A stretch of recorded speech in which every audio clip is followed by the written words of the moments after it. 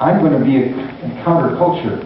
I'm going to be going a different direction in the world around me a lot of times, because I'm not going to rationalize and make a way to do anything I want to if it doesn't agree with what my Bible says and what my Bible teaches me.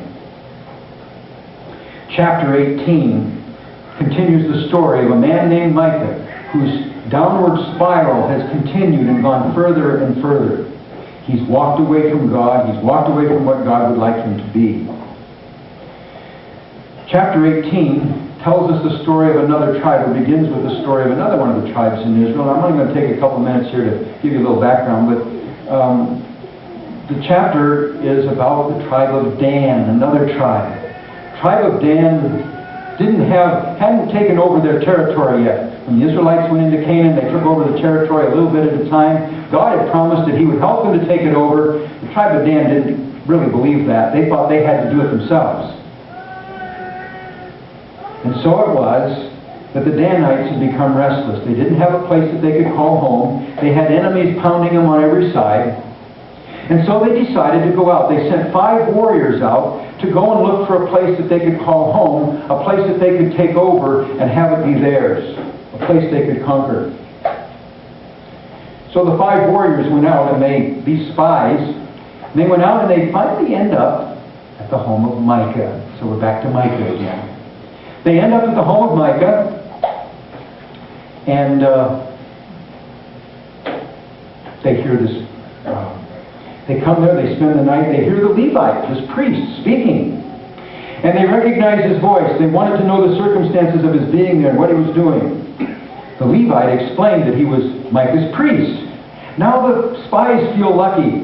They quickly ask him to inquire of the Lord, shall we go on this journey to find this place of ours or not? Now remember, they're going against the will of God to go to this place in the first place. God had said, I'll give you a territory. They didn't believe it. They go looking for their own. Now we've got a renegade priest saying, yeah, go. God will be with you. Your venture has the Lord's approval. And so they end up in a place called Laish, way up in the northern part of the kingdom. And they find a peaceful, unsuspecting people there. They don't have any other allies close by. And so they look at them and say, wow, this is going to be a piece of cake. We can get these people without any trouble at all. So they rush back home. And they give their report, encouraging an immediate attack.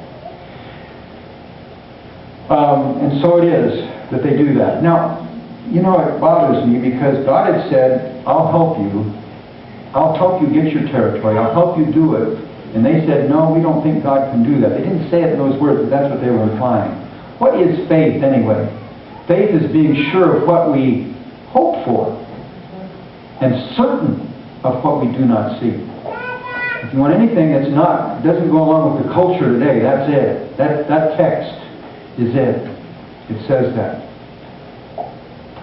So it was that they're ready to do their battle. 600 Danite warriors, along with the 5 spies, head out to do battle with Laish. In time they arrive at the house of Micah. The 5 spies tell the soldiers about the Levite, about his idols, about his ephod, about his carved image, about all these things that he has.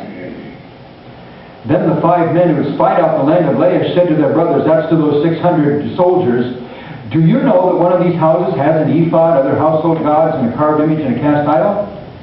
Now, you know what to do.